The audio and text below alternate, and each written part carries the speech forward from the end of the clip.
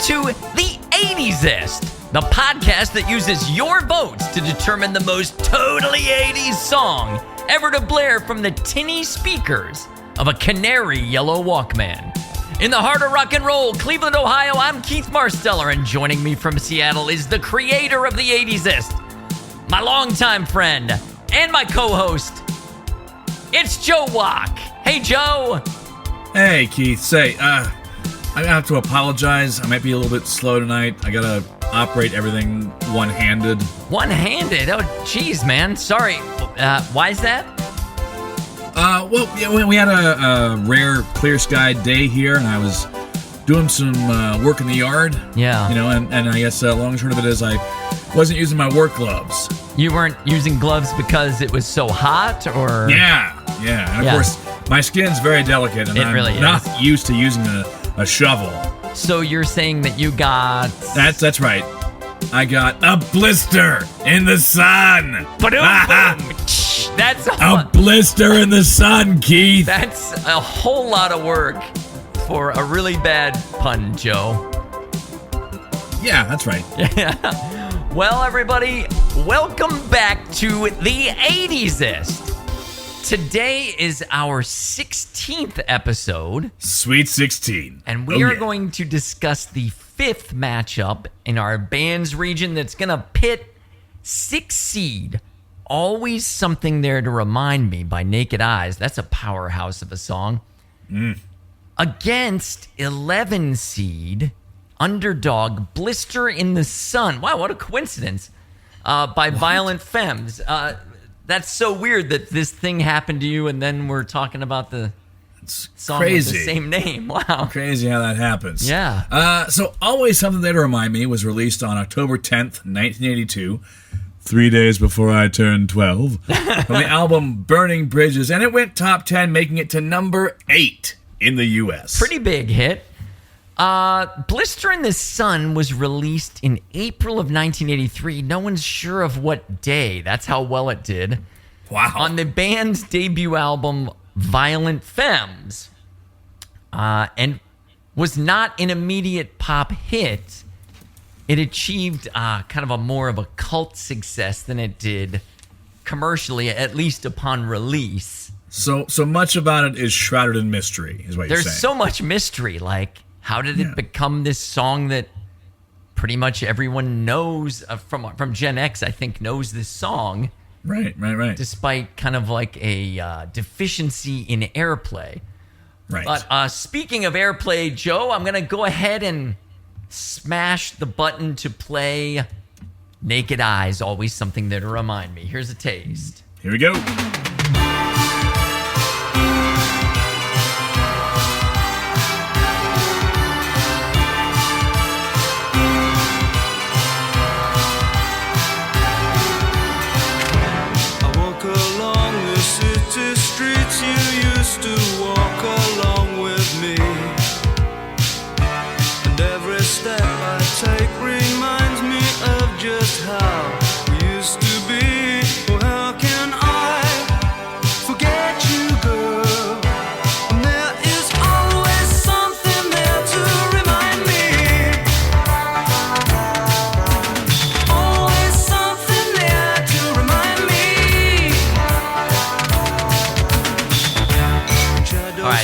The first verse of a few verses there, and all right, kind of give you a little taste of what that song's about.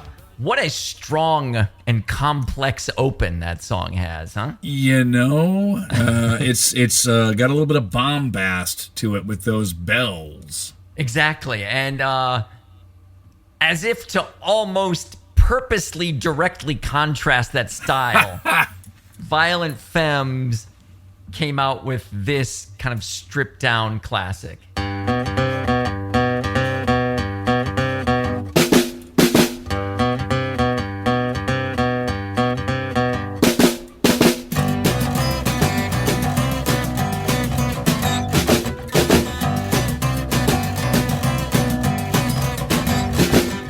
When I'm out walking, I strut my stuff and I'm so strung out. I'm high as a kite, I just might stop to check you out.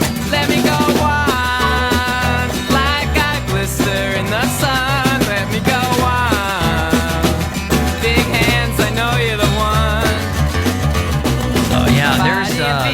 taste of that. Okay, Femme. wow. These two songs are so different. So total. Like, I have a note to say, it's basically maximalism versus minimalism in this matchup. Well put. They could not smash any more electric instruments into the Naked Eyes song. Yeah. And they couldn't remove any instruments and still have a song in the Violent Femmes case, right? I mean, That's true. It is bare bones. it's so bare bones, but so yeah, they're super different, and I guess we can break them down separately, starting now. And I know you love when I lead off the show with a little toy. Yeah. But you know what? I skipped talking about, do you like these songs? Do you like Always Something There to Remind Me, Joe? I do. I unironically like this song. Okay, as do I. I actually would go as far as to say I love the song. I kind of do too. Yeah, I would say that. Yeah. Blister in the Sun, I'll go first and say it's a huge favorite of mine. I'm going to explain, other than just musically, why it's close to me. It's a good song, though, but I like the song quite a bit. I love that song as well. Like, I seek it out. It's on playlists of mine, Yep. Same. As a matter of fact, it's a song that I would probably listen to multiple times in a row. Oh, nice. I like it that much. It's a song that if you had brackets already made and then you realize you left it out, that you might go back and restructure said brackets, kicking out a less fortunate song. That's right. in theory. In theory. Yeah, I'm not saying that I happened. wouldn't know but definitely you can see how someone would do that, and you would not blame them. You would be like, well, that was the right call. Right. To get rid of whatever song we got rid of to bring this one. It doesn't matter. Doesn't matter. We don't need to name names. No, All we right, don't. But now, back to the toy. Yes. You may have known this. I did not know until I started researching this, that this song existed in 5 forms before Naked Eyes. No, there were 2. It. There were 2 Naked Eyes. There were both. It was not a Cyclops, a naked Cyclops. No. It was. Although that is intriguing. Naked Cyclops. Interesting. This started off as a Burt Bacharach, rest in peace, tune. Wow. And I feel compelled to let people that didn't know this, like me, hear this, because this is like lounge. The city streets you used to walk along with me. That's very Bacharatian. Right? Every step I take, And there's also a Dionne Warwick version of it. Oh, of course there is.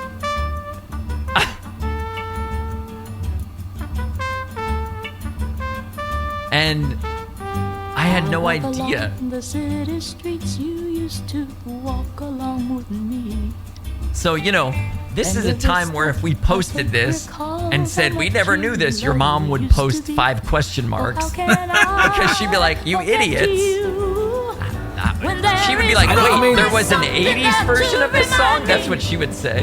It's entirely possible. She recently posted, I'm not going to listen because I only know the 60s est. She did say that. But anyway, didn't mean to bring your mom into this, but she's a lovely woman.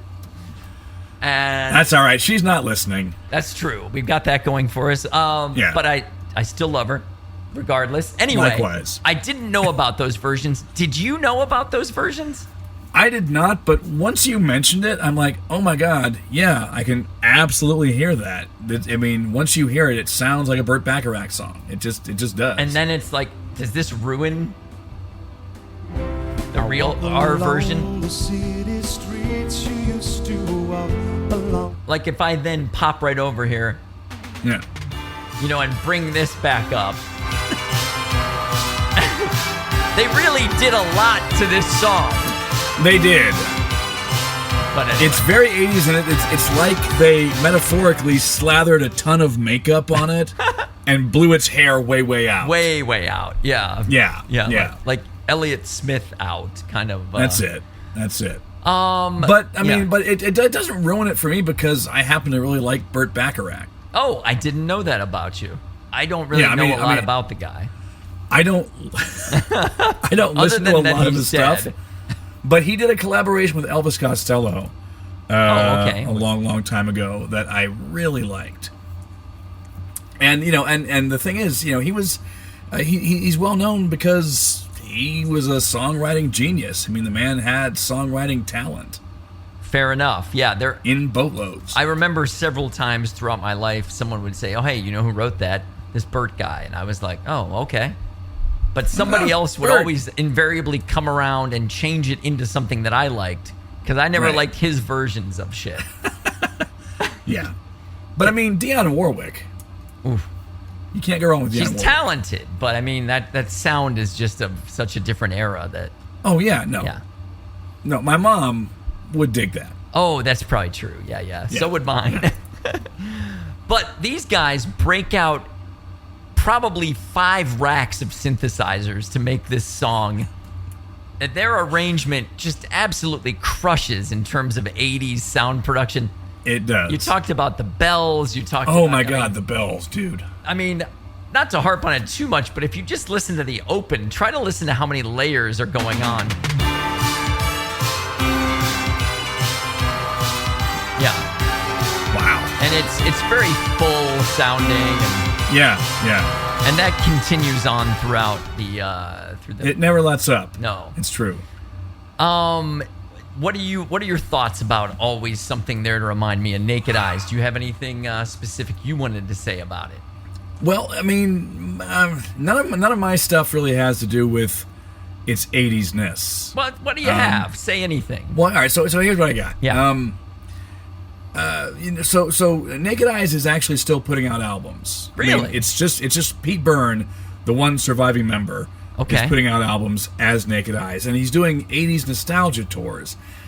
And that got me thinking, how do you feel, Keith, about 80s nostalgia tours? Like there's one that's the Totally Tubular tour. Oh wow. Out there. And it's a bunch of one-hit wonders. And then touring around together. Once they're done with their one hit, what happens? They leave the stage and another one-hit wonder comes out. Because they bundle they don't do a whole set. 10 of these fuckers together. They got like I see. Because look, I went to a nostalgia tour a couple of summers ago now. That was a friend of mine got us tickets, and it was kind of hair metal or 80s rock based. It was like Joan Jett and Poison and Def Leppard and Motley Crue, right? Yeah. And while I do like some songs from each of those acts, and Joan Jett is by far the superior performer now, at least, absolutely, of all of them, and looks better than all of them, and she's probably the oldest one there. There's also a sadness to it. That's it. Yeah. It makes me feel super fucking old, and I hate it. Yeah. I wouldn't go so... I had moments where it made me feel old, where it made them look and sound old because they couldn't hit notes. Not Joan. Yeah. Joan did fine. But these guys, Poison, Bret Michaels of Poison, especially Vince Neil of Motley Crue, the lead singer, could not hit notes, did not know the words to his own songs. I think he's got chronic traumatic encephalopathy or something. I should not laugh at that. I apologize for laughing. He's probably drug... whatever that thing is, bovine spongiform encephalopathy, mad cow. Yeah. But caused by excessive drug use and mad drug disease? Mad drug disease is probably what he has. Okay. And so he got enjoyment out of the drugs at least. But anyway, so that is kind of a sad thing. My other thing was that I started thinking about this song is perfect for that one really lame dance move that's basically just changing one foot and making big swings with your arms. Oh, yeah. That we did in the 80s. Like the Ed Grimley type move? Here's the thing is, I have no idea what that move was called. Okay. No idea. But I know what you're talking about. I went down this rabbit hole. I was looking up 80s dance moves. Is it the Carlton? I mean, yes, Yes, but not really. The Carlton's really. more complicated. Right. Yeah. And, I didn't dance at all in the 80s. What did you find in the rabbit hole, though?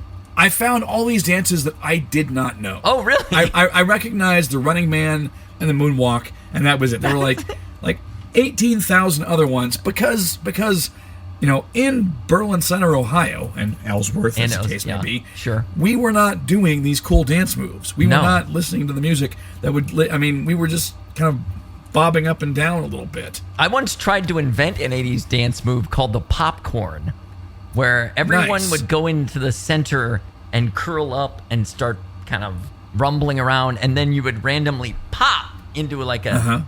Except it ended in tragedy as our friend Eric accidentally punched a girl in the face while popping, and the popcorn then ceased to exist. So it did not catch on. No, the one time. It was a one dance wonder. It was doing really well until the injury. Anyway, let me drop you a time stamp on Always Something There to Remind Me. It's somewhere in here around 135 or so. There's an absolutely audacious bridge of synth and electronic drum madness. Okay, hit me.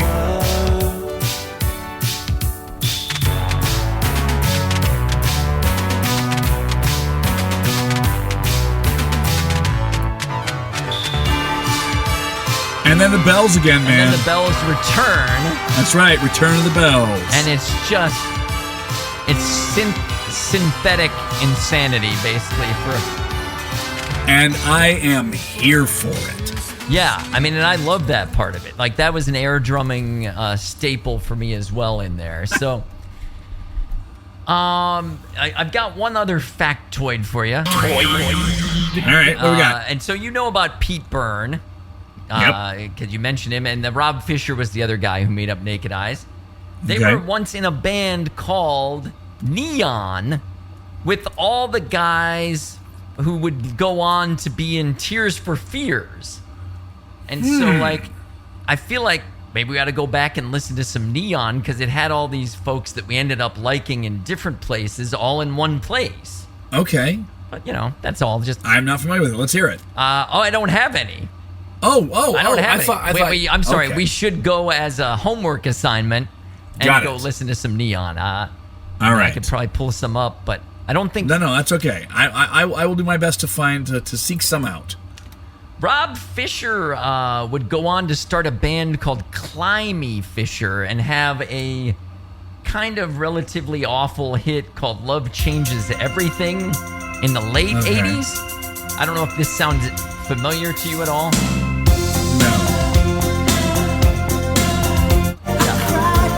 I'll get you to the chorus if you know it.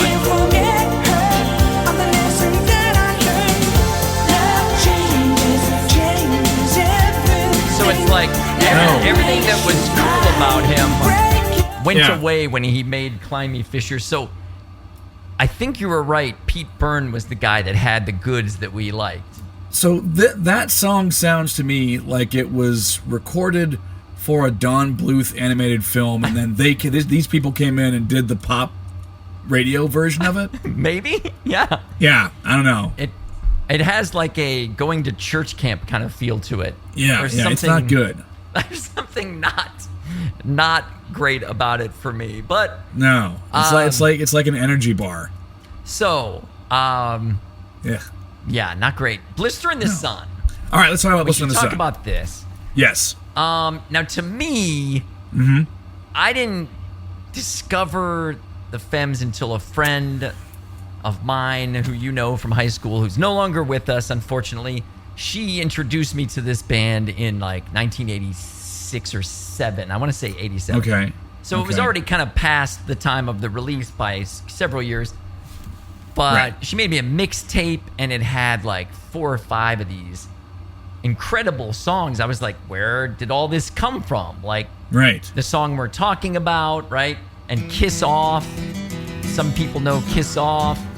Add It Up is a big, big song of the Femmes. Yep. Gone Daddy Gone, some people know. And then the kind of haunting and warm Good Feeling. Good feeling. Won't you And stay another kind of sad away? one, Please Do Not Go. All these songs, like all 6 of these songs on one album, Wow.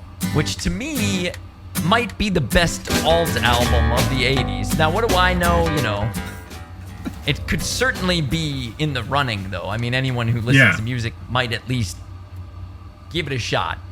So I'm saying this is a really good fucking song for me, but it's more experiential than, you know, synth, sax, reverb. Right. Yeah. So Yeah. here's me. I was absolutely not cool enough to know this song when it came out. I was absolutely not cool enough to know this song when I was in high school. Fair enough. This is a song that when I got to college, cool people in my department knew and loved this song, and I was like, oh, yeah, I should have known that song. Right. I didn't. I'm not cool. It was bad. But then you're like, but now I can adopt this song and Yeah. be cool. Yeah. Yeah. Yeah. I mean, you know, this is so this is the type of song that when I go through our brackets with my wife, Yeah. and she's like, ew, what? Ew, ooh, ew. And then, you know, this song is like, this is a song that she would have on her list. Okay, You know, so this when is- she sees the Jets crush on you, Oh. she's like, what is that Yeah. doing on here? And you're like, Right. but honey, listen to it. But then she hears this is on the list and she says, well, finally you guys got one right. Like, Right. Yeah. I mean, you know, she would have a completely different list. Of and course. it's because, you know, because this is where we have to once again say, our 80s is Different. not everyone's 80s. right, your wife did not grow up in Berlin Center, Ohio, listening No. to Hot FM 101. So, Yeah, that's right. you know, She did not. Very few people did, in fact. And so, you know, Violent Femmes to me are foundational in alt rock. Yeah. People that will that have a chance at appearing on side B, like the Smiths and Pixies, say that Violent Femmes were a huge influence on them, and That makes I can sense. see that. Yeah. I mean, you know, the thing is, it's not. It doesn't have all that stuff that we are really focusing on in this bracket. Right. But what it does have, Yeah. it's got that angsty Gen X kind of feeling, right? So it's more. That's what it it's, does it's, have that feeling. Yes. It's more. If you want to go like a movie analogies, it's more River's Edge than 16 Candles. Oh, nice. Very There you nice. go. I There like you go. that. Yeah. It's an acquired taste, and it might not And- just come up and slap you in the face with a keyboard, but it gets And the it job didn't done. play in Youngstown. No, it didn't play in Youngstown. And I'm not sure how my late friend Jennifer ever came across them living in the same exact town that we did, but No, you know, I'm glad she there did. were people. There were people. You know, it was Jennifer, you, Yeah. in my class. Todd Tesner seemed to know all these much cooler acts. Like he was listening to the B-52s. Yeah. he was listening to Beastie Boys before anybody else. Jen was listening to Boomtown Rats before I ever heard Yeah. of them. Oh my Yeah. God. And you know, here's me going, you know, oh, what did AC play this morning? You know, because I was lame. Oh, it was more Lionel Richie. Great. Right. Outrageous. Now, if you somehow got away with not hearing this song in high school or college, Yeah. one thing that you did hear was when it came out and was released again and charted in 1997 because it was in the movie Gross Point Blank, Oh, it was. Oh, it was. which was about a 10-year high school reunion. So they were playing hits Right. from the 80s, right? That is a fantastic soundtrack. I actually just showed that movie to my oldest son, I don't know, a month or so ago. Oh, yeah? And that soundtrack is fucking awesome. Yeah, it really is. Because they lace it through. One of the characters is a DJ, and so they lace Yeah. the soundtrack through as the as a big theme that kind of glues together the whole weekend. Yeah. And so, the final toid I will give you for the day is that this song would later, in 2007, break up the band because the bassist... What? Yes. The bassist... I'm sorry, the author and singer of the song is named Gordon Gano. Okay. And the bassist Brian Ritchie sued him because Gano authorized this. They say they're going to Wendy's. You say, hey, bring back chili and a baked potato? And they do. And we love them. It's so thoughtful because Wendy's chili is simmered on a stove and made with care. And the baked potatoes are pulled from the oven and covered with broccoli and cheese or bacon and cheese. We can't have a parade for them, but next time, bring them back. Wendy's chili and a baked potato. That is and just say, like hey, a knife in my fucking Gen X heart. Yeah, so he, and who knows what untold sacks of cash he made for doing that. But I hope a lot. I hope it was worth it because it broke up the band for 7 years. Wow. Until they finally would get back together in 2013. Yeah. I didn't remember ever hearing that in a Wendy's commercial. I don't know if you... I didn't either, but I'd never paid much attention to Wendy's commercials. Fair enough. I did have one needle drop spot in here that I think is a great bit where Gordon comes up from a whisper into a scream, basically at the end of this breathy singing of the.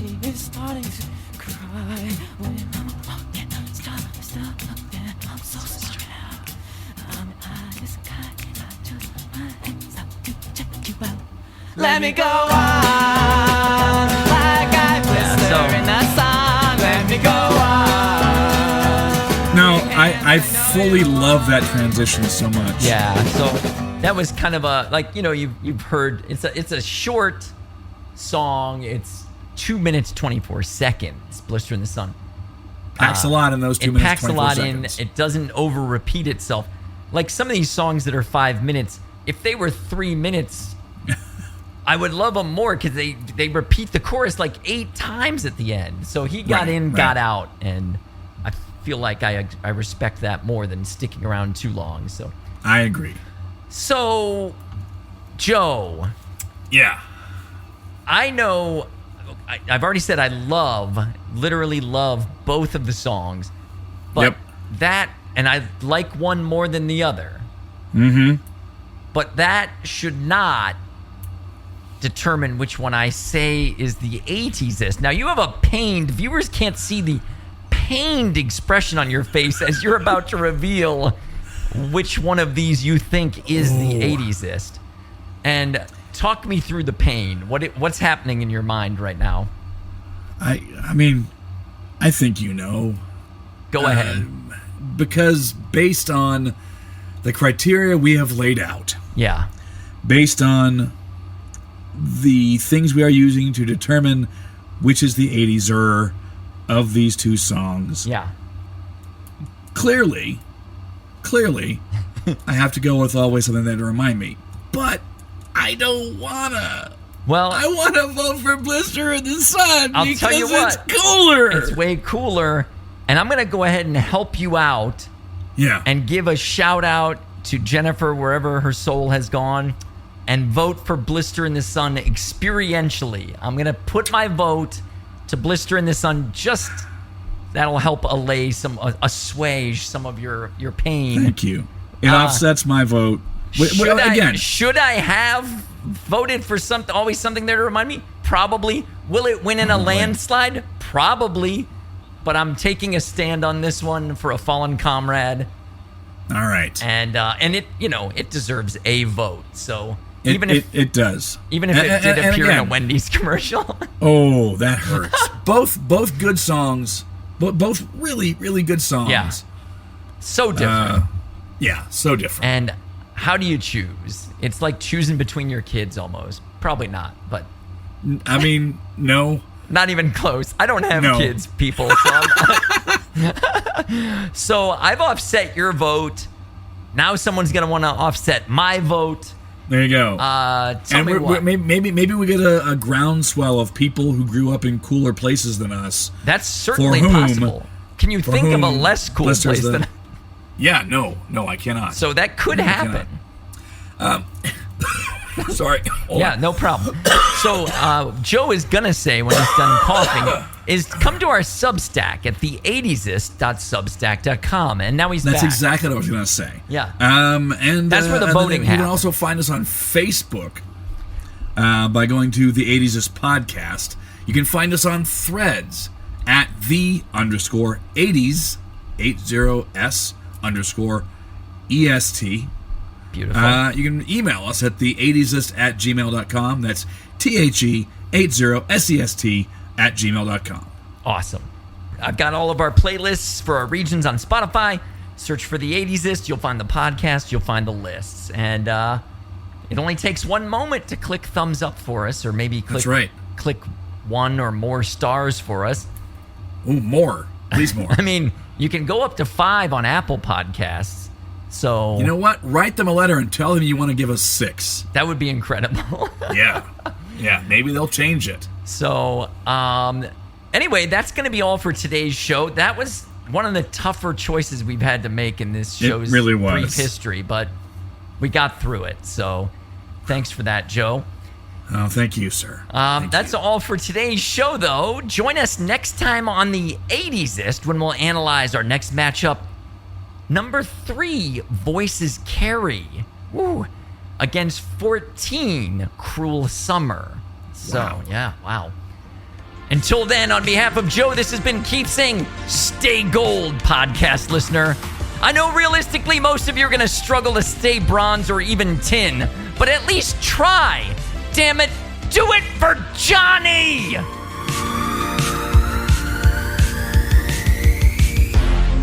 It's like the mist is what's pretty, you know? All gold and silver. Too bad it can't stay like that all the time. Nothing gold can stay. Steady gold. Pony boy.